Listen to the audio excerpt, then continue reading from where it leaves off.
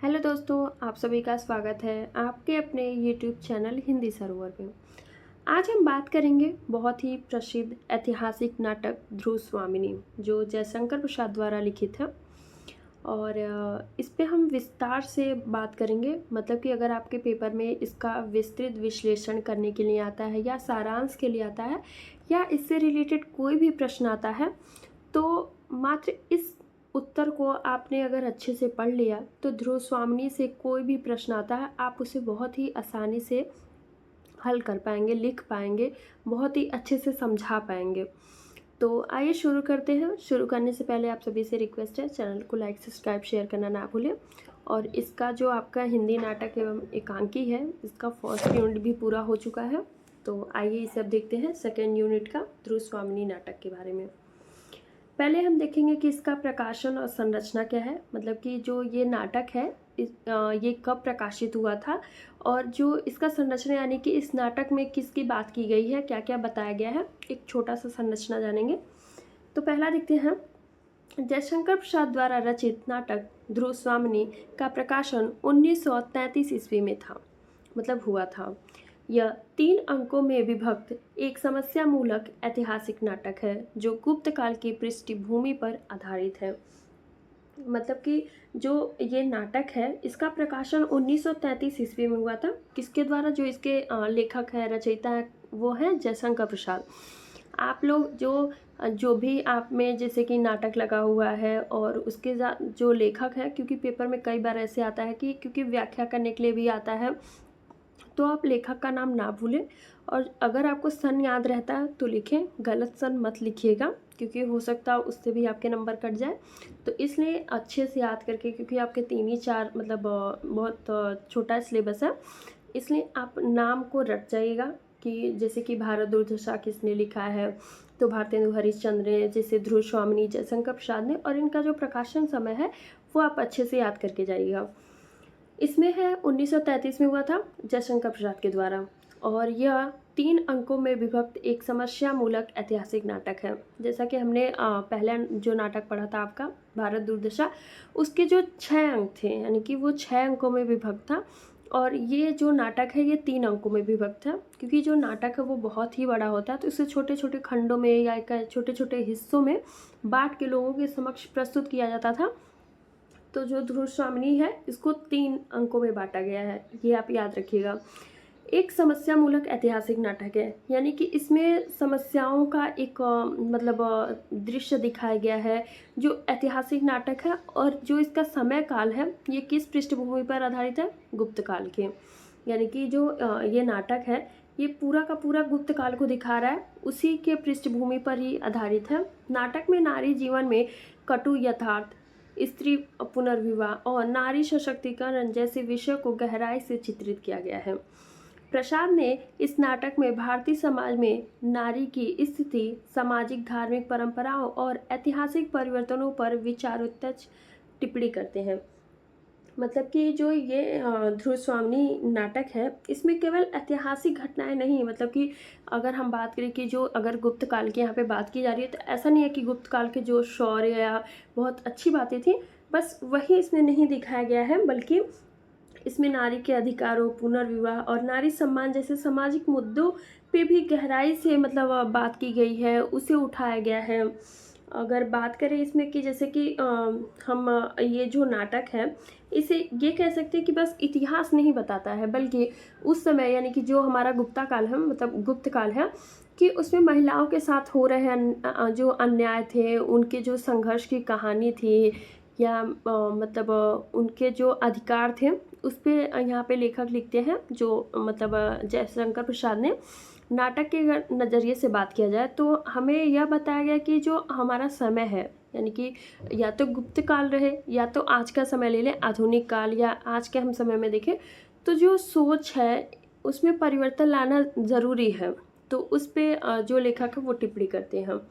अब हम जानेंगे कि इसमें प्रसाद की भूमिका क्या है, मतलब कि इस नाटक में जो जयशंकर प्रसाद लेखक हैं उनकी क्या भूमिका है। देखते हैं। नाटक की भूमिका में प्रसाद लिखते हैं, भारतीय समाज की परंपराएं और धर्मशास्त्र समय के साथ विच्छिन्न हो चुके हैं। वे कहते हैं कि समाज में होने वाले सुधारों को अक्सर अभारतीय मान लिया जाता है, लेकिन उनका विश्वास है कि 1500 वर्ष पूर्व भी कल्याणकारी परिवर्तन हुए थे। इस नाटक का कथानक ऐतिहासिक आधार पर विकसित किया गया है, जो तत्कालीन सामाजिक मान्यताओं और नारी जीवन के चुनौती को दर्शाता है। मतलब कि जो नाटक की भूमिका है उसमें जो प्रसाद है लेखक है, वो अपना विचार प्रस्तुत करते हैं, अपना मत देते हैं कि जो हमारा भारतीय समाज का जो परंपरा है वो समय के साथ अपनी आत्मा से दूर हो गई है। जैसे कि जो लोग हैं जब समाज में बदलाव की बात करते हैं तो उस समय अभारती कहे जाते, मतलब कह देते हैं लोग। जबकि जो हमारा इतिहास है, या तो गुप्त काल देखें या उससे मौर्य काल देखें, जो भी हमारा जो इतिहास रहा, परिवर्तन की आवश्यकता थी और नज़र भी आता है। तो जो प्रसाद जी हैं वो यही बताना चाहते हैं कि जो सुधार है वो कोई नई चीज़ नहीं है, कि ऐसा नहीं कि सुधार की बात कहीं से लाया, मन में कोई एकाएक सोचा और सबके सामने बोल दिया कि हाँ हमें सुधार की ज़रूरत है। जबकि जो हमारा समाज है वो हमेशा से ही मतलब ऐसे लोग रहे जो चाहते थे कि जो बदलाव हो या समाज में और अच्छी सुधार हो। इसलिए मतलब कि अगर महिलाओं के अपने अधिकारों की बात करती हैं, मतलब कि समाज जो पुरुष प्रधान कहते हैं कि जो समाज है उसमें महिलाएं भी अपना अधिकार मांगती हैं, कि अपने अधिकारों पे बात करती हैं, कि जो हमारी जो संस्कृति है के खिलाफ नहीं जाती, वो अपने बस अधिकारों की, भाई कि हमें भी हमारा अधिकार दे दो, और ऐसा नहीं कि बस हम एक बंधे हुए ऐसे घर में बस रहें। तो इन सब पर मतलब समाज के जो विचार पे यहाँ पे उनकी चुनौतियों को दिखाया जाता है, कि जो तत्कालीन समाज है वो मान्यताओं और नारी की चुनौतियों, मतलब कि जो हमारा समाज है ये आज के समय में स्त्रियों को किस प्रकार से, और जो हमारा गुप्त काल है, दोनों में ही समानता दिखाया जा रहा है, कि जो स्त्रियां हैं वो अपने अधिकारों की बात करती हैं। तो इस पे प्रसाद जी अपने यहाँ पे विचार प्रस्तुत करते हैं। अगला है मुख्य विषय। ध्रुव स्वामिनी, मतलब कि जो हमारा मुख्य विषय वस्तु है इसका, इस नाटक में इसका जो क्या इस कहानी का मतलब मुख्य विषय है उसके जान लेते हैं।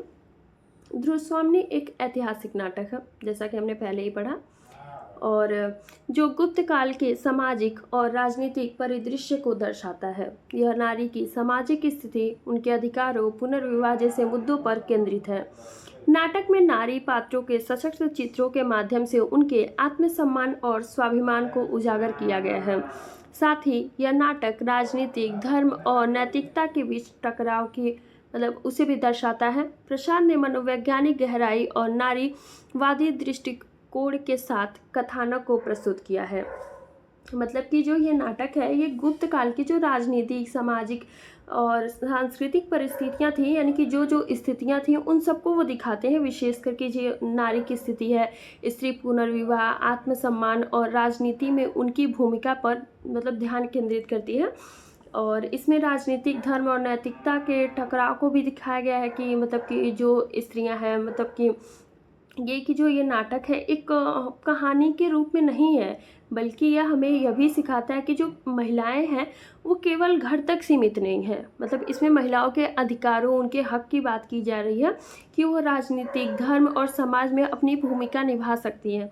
ऐसा नहीं है कि यदि कोई महिला है तो वो एक अच्छी राजा के जैसे कार्य नहीं कर सकती, या वो अपने प्रजा को नहीं संभाल सकती, या अपने देश को, अपने राज्य को वो एक राजा के भांति नहीं चला सकती है। तो इसलिए वहाँ पे उनके सम्मान, उनके अधिकारों की इस नाटक में बात की गई है। लेखक यही दिखाते हैं यहाँ पे।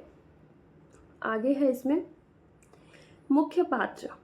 जैसा कि हमने पहले नाटक में पढ़ा था, मुख्य पात्र और गौड़ पात्र होते हैं। जो भी चैनल पे नए हैं उन्हें एक बार और बता देती हूँ कि मुख्य पात्र कि जैसे कि हम देखते हैं कि अगर मान लीजिए उदाहरण के रूप में आपको एक मूवी का उदाहरण दूँ, तो हम मूवी देखते हैं, जो लीड रोल में होते हैं वो हमारे मुख्य पात्र होते हैं। जैसे कि अगर हीरो हीरोइन की बात की जाए तो वो लीड रोल निभाते हैं, और जो बैक स्टेज होते हैं, यानी कि जो उनके दोस्त होते हैं या रिश्तेदार, इन सबको दिखाया जाता है। कि हीरो हीरोइन के बाद जिन्हें और कैरेक्टर को हमारे सामने लाया जाता है वो हमारे गौड़ पात्र का काम करते हैं, और मुख्य पात्र जो लीड रोल निभाए। जैसे कि यहाँ पे हम देख ले कि मुख्य पात्र में किनको किनको दिखाया गया है। पहले यहाँ पे पहले नाम जान लेते हैं। ध्रुव स्वामिनी है यहाँ पे, दूसरी मंदाकिनी है, तीसरी कोमा है, आगे मुख्य पात्र में है। यहाँ पे चंद्रगुप्त, रामगुप्त, शिखर स्वामी और पुरोहित। यहाँ पे पुरोहित आगे है इसमें शंकराज और खिगल और मिहिरदेव। ये सारे के सारे लोग ये जो है ये सभी मुख्य पात्र के रोल मतलब हमारे सामने ले आते हैं, अपना रोल प्रस्तुत करते हैं। पहले इसमें हम ध्रुव स्वामिनी की बात कर रहे हैं, जिन पे नाटक का नाम ही पड़ा है ध्रुव स्वामिनी। इसमें रामगुप्त की जो रामगुप्त है उनकी पत्नी और चंद्रगुप्त की जो पूर्व प्रेमिका थी, यानी कि जो ध्रुव स्वामिनी थी, ये जो राजा है वो रामगुप्त की पत्नी है और चंद्रगुप्त जो था उसकी पूर्व प्रेमिका थी, यानी कि चंद्रगुप्त की प्रेमिका होने के बाद इसकी जो शादी थी ध्रुव स्वामिनी की शादी उनके भाई रामगुप्त से हो जाती है।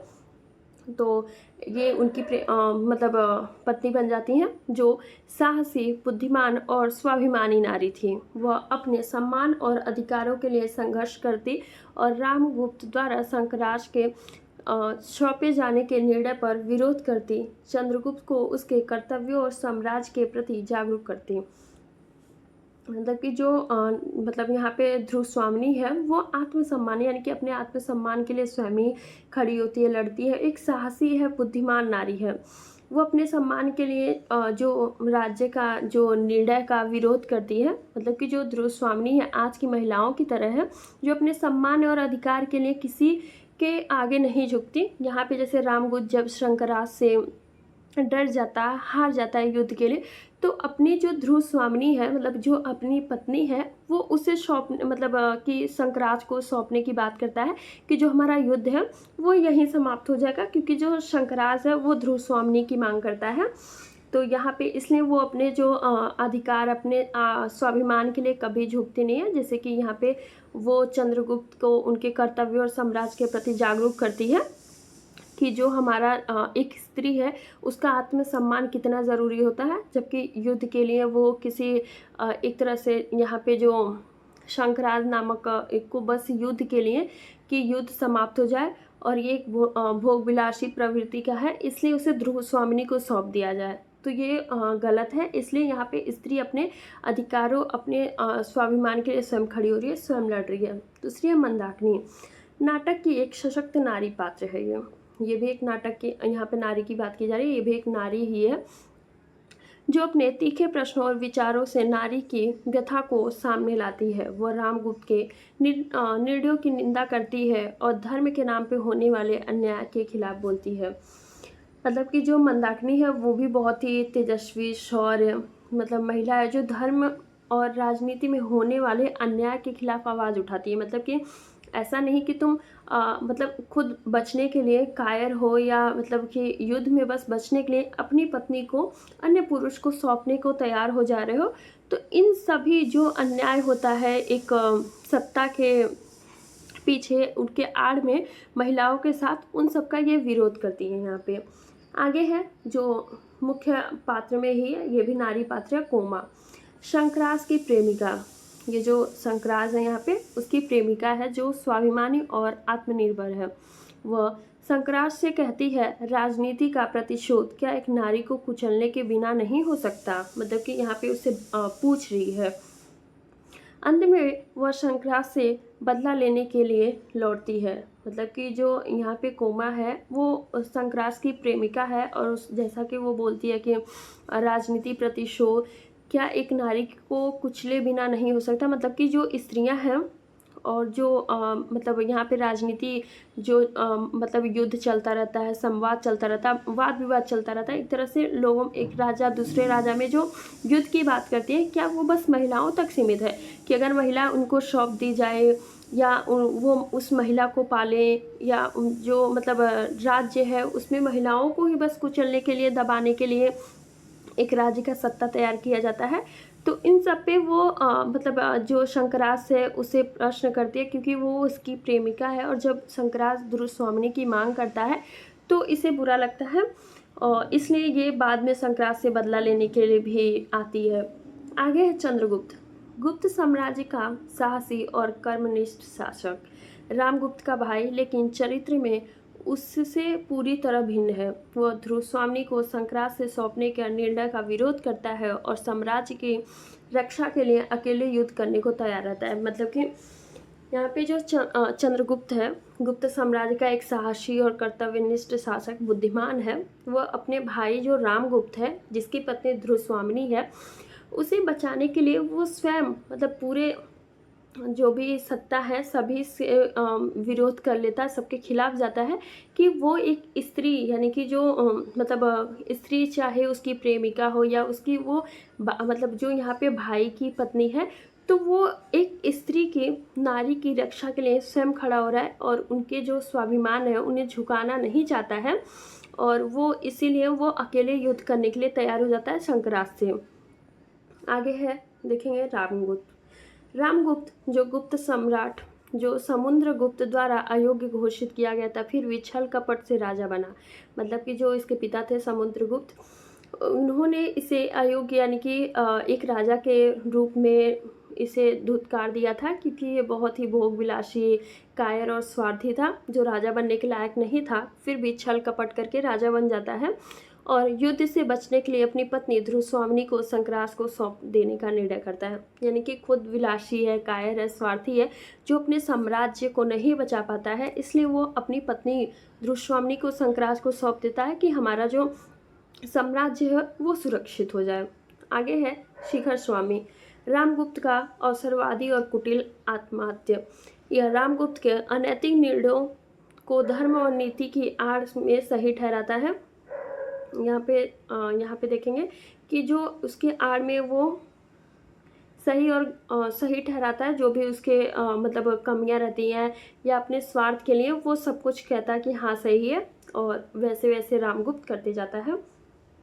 आगे इसमें देखेंगे कि जो पुरोहित है सत्यनिष्ठ धर्म की यहाँ पे धर्म की सच्ची व्याख्या करने वाला चरित्र है, वह ध्रुवस्वामिनी और रामगुप्त के विवाह को खारिज करता है, क्योंकि रामगुप्त नैतिक रूप से प्रतीत होता है। यहाँ पे जो न्याय प्रिय और धर्म का सही अर्थ समझाने वाले ये व्यक्ति हैं, पुरोहित हैं उस साम्राज्य के, वह रामगुप्त और जो ध्रुवस्वामिनी है उनके विवाह को अमान्य मान देते हैं, क्योंकि जब यहाँ पे वो अपनी पत्नी को अन्य पुरुष के पास भेजने को तैयार हो जाता है, इसलिए यहाँ पे सभी उसका विरोध करते हैं। आगे है शंकराज, शक सम्राट जो स्वार्थी, विलासी और भाग्यवादी है, वह ध्रुवस्वामिनी को वस्तु की तरह देखता और उसे प्राप्त करने की इच्छा रखता था। यहाँ पे जो शंकराज है वो शत्रु सम्राट है, जो स्त्रियों को मतलब एक भोग विलास की वस्तु ही समझता है, और यहाँ पे वो ध्रुवस्वामिनी को भी इसी नज़र से देखता है। तो वो उसे बस एक मतलब प्राप्ति की इच्छा रखता है, इसलिए वो युद्ध करता है रामगुप्त से, जिससे कि वो मतलब अपनी कायरता साबित करके उसे ध्रुवस्वामिनी को सौंपने को तैयार हो जाता है। यहाँ पे आगे है, यहाँ पे खिगल शंकराज का संधि प्रस्ताव लेकर रामगुप्त के पास आने वाला दूत है ये। और अगला है मिहिरदेव, कोमा के पिता और शक साम्राज्य के आचार्य हैं ये। धार्मिक और नैतिक चरित्र है, मतलब जो कोमा है उसके जो पिता है धर्म और नैतिकता का पक्षधर रखने वाले हैं। और जो इसके गौड़ पात्र हैं वो है, गौड़ पात्रों में कुबड़ा, बौना, हिजड़ा, प्रतिहार, सामंत कुमार, खड़गधारिणी, शंख सामंत, दासी, नर्तकियाँ, ये सभी गौड़ पात्र हैं। परीक्षा में आप उत्तर लिखते समय जो जो मुख्य पात्र हैं उन लोगों के, अगर आपको 10-8 लोगों का नहीं याद आ रहा है, फिर भी आप मेन जो मतलब कि जैसे ध्रुवस्वामिनी, कोमा, यहाँ पे स्त्रियों को ध्यान में रख के नाटक लिखा गया है, तो आप ज़्यादा मतलब स्त्रियों का नाम याद रखिएगा, चंद्रगुप्त का, रामगुप्त का। ऐसा करिएगा कि 5-6 जो मुख्य पात्र हैं उनका जो गौड़ पात्र हैं 2-3 याद रहे, ऐसा नहीं कि एक भी ना याद रहे या 1-2 बस याद रहे, तो ऐसा बिल्कुल मत करिएगा। आगे हम देखते हैं कि जो कथा का सार है, इसमें कथा के सार, इसमें हम इसका पहला अंक देखेंगे। नाटक की शुरुआत ध्रुवस्वामिनी और खड़गधारिणी के संवाद से होता है। यहाँ पता चलता है कि ध्रुवस्वामिनी पहले चंद्रगुप्त की प्रेमिका थी, लेकिन रामगुप्त ने छल से सत्ता हासिल कर उसे विवाह किया। रामगुप्त जो कायर और विलासी है, शक सम्राट शंकराज के संधि स्वीकार कर लेता है, जिसमें ध्रुवस्वामिनी को शंकराज को सौंपने की शर्त है। ध्रुवस्वामिनी अपने सम्मान की रक्षा के लिए विनती करती है, लेकिन रामगुप्त उसे सौंप देता है। चंद्रगुप्त इसका विरोध करता है और स्वयं युद्ध करने का निर्णय लेता है। ध्रुवस्वामिनी भी उसके साथ जाने का निर्णय लेती है।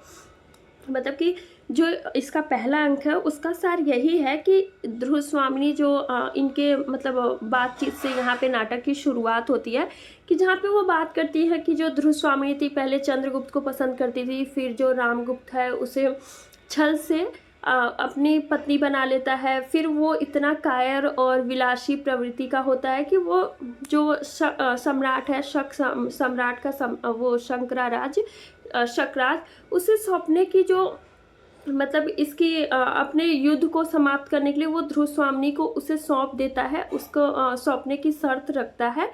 तब जाके जो चंद्रगुप्त है इसका विरोध करता है और वो ध्रुवस्वामिनी को उसे सौंपने से मना करता है और स्वयं युद्ध पर जाने को तैयार हो जाता है। आगे हम देखेंगे दूसरा अंक जिसका सार है यह अंक कोमा और शकराज के संवाद से शुरू होता है। कोमा शकराज की विलासी और स्त्री विरोधी मानसिकता को स्रस्त है। यहाँ पे शकराज स्त्रियों की भोग की वस्तु मानता है। चंद्रगुप्त युद्ध में शकराज को परास्त कर देता है। कोमा और शकराज के संवाद से यहाँ पे शकराज की विलासी प्रवृत्ति का पता चलता है और तब वो उसका जो स्त्रियों के प्रति भोग या उन्हें वो वस्तु के समान समझता है। तो यहाँ पे जो कोमा है उसे वो भी मतलब एक प्रकार से उसे घृणा करने लगती है और यहाँ पे ये बताया जाता है कि जो चंद्रगुप्त है उसे युद्ध में मार देता है, मतलब उसे परास्त कर देता है। इस अंक में ये बताया जाता है। तीसरा अंक है यह अंक समस्याओं के समाधान और चरमोत्कर्ष को दर्शाता है। पुरोहित रामगुप्त और ध्रुवस्वामिनी के विवाह को अमान्य घोषित करते हैं। रामगुप्त चंद्रगुप्त की हत्या की साजिश रचता है लेकिन स्वयं मारा जाता है। अंत में चंद्रगुप्त की जय जयकार के साथ नाटक समाप्त होता है।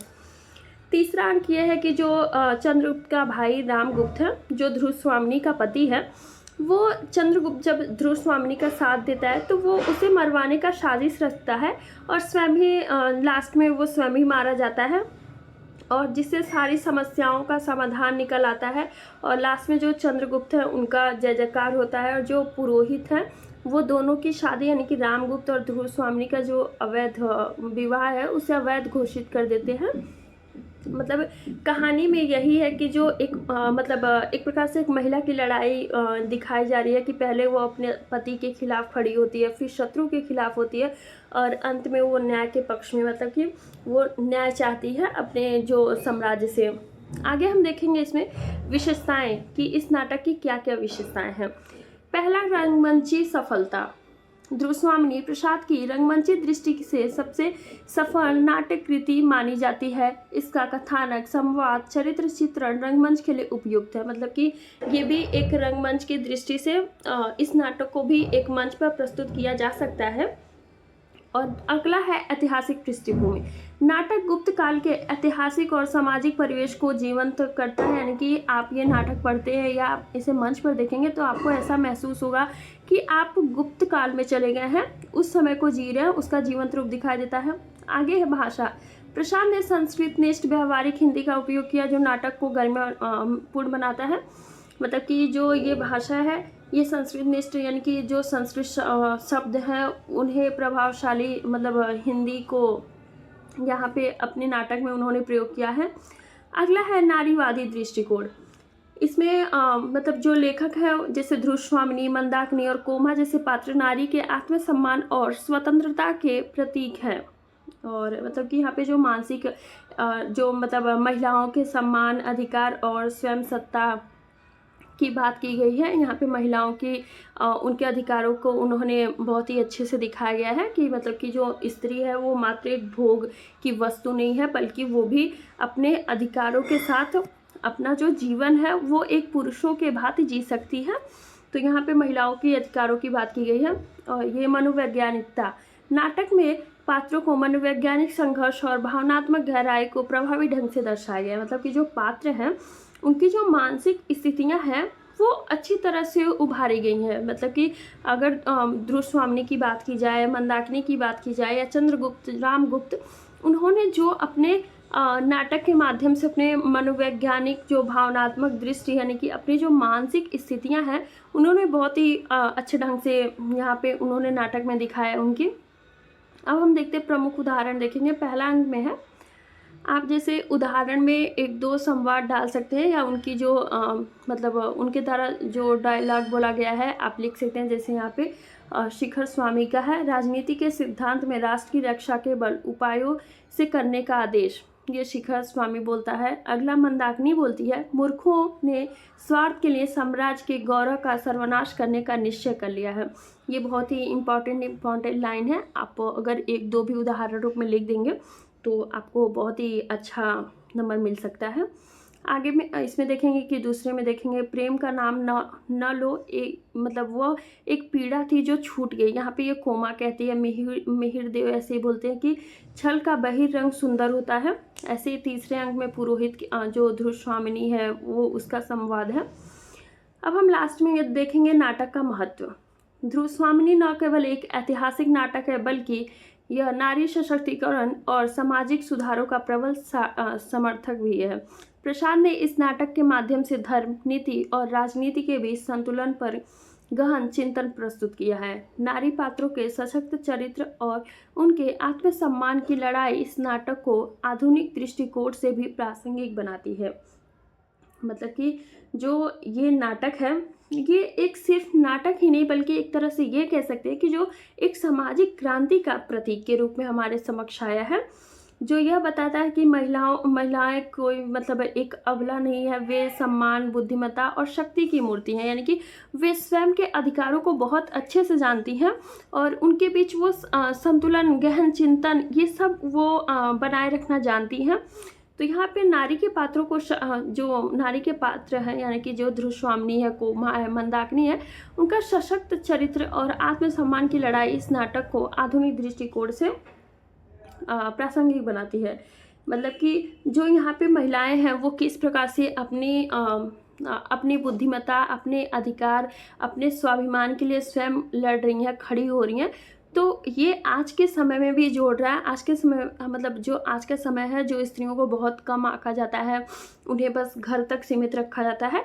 तो इसी प्रकार से गुप्त काल और आज के समय में भी ये प्रासंगिक है कि उस समय भी नारी अपने आत्मसम्मान, अपने अधिकार के लिए खड़ी होती थी और आज के समय में भी हम ये बहुत ही अच्छे से मतलब देखते हैं कि जो स्त्रियां हैं अपने हक की लड़ाई स्वयं लड़ती हैं, मतलब दूसरों की मदद नहीं लेती हैं। इसी प्रकार से ये जो नाटक है यही समाप्त होता है। आशा करती हूँ आपको बहुत ही अच्छे से समझ में आया होगा और इससे रिलेटेड जो भी प्रश्न होंगे मैं वो भी करा दूँगी जो आपके प्रीवियस ईयर में आए होंगे। और अगर इसका कोई भी मतलब आपने अगर ये पढ़ लिया और ध्रुव स्वामिनी नाटक से कोई भी प्रश्न आता है तो आप उसे इसी के आधार पर बना के लिख सकते हैं। या तो इसे सेम टू सेम लिख देंगे या तो बहुत छोटा कर देंगे अगर सारांश पूछ लिया, या विस्तृत विश्लेषण कर दिया, या चंद्रगुप्त की जो यहाँ पे उसकी चरित्र चित्रण कर दिया मतलब करना होगा। तो आप इन सब के आधार पे बहुत ही अच्छे से अपना उत्तर लिख सकते हैं। Thank you so much. मेरे चैनल से इसी तरह जुड़े रहिए। प्लीज़ चैनल को लाइक, सब्सक्राइब, शेयर करना ना भूलें और अपने दोस्तों तक भी ये चैनल शेयर करें ताकि उनकी भी हेल्प हो सके और उनकी भी तैयारी अच्छी हो। और इसका PDF आपको चाहिए तो आप टेलीग्राम चैनल ज्वाइन कर लें, उसका लिंक डिस्क्रिप्शन बॉक्स में दिया हुआ है। Thank you.